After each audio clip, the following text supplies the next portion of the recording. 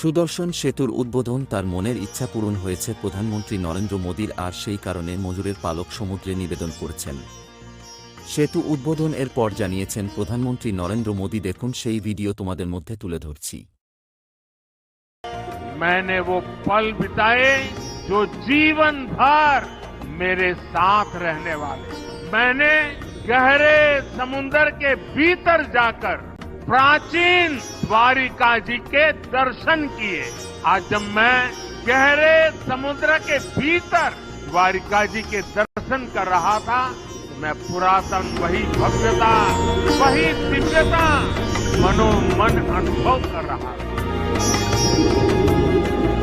সুদর্শন সেতুর উদ্বোধন তার মনের ইচ্ছা পূরণ হয়েছে প্রধানমন্ত্রী নরেন্দ্র মোদীর, আর সেই কারণে মজুরের পালক সমুদ্রে নিবেদন করেছেন।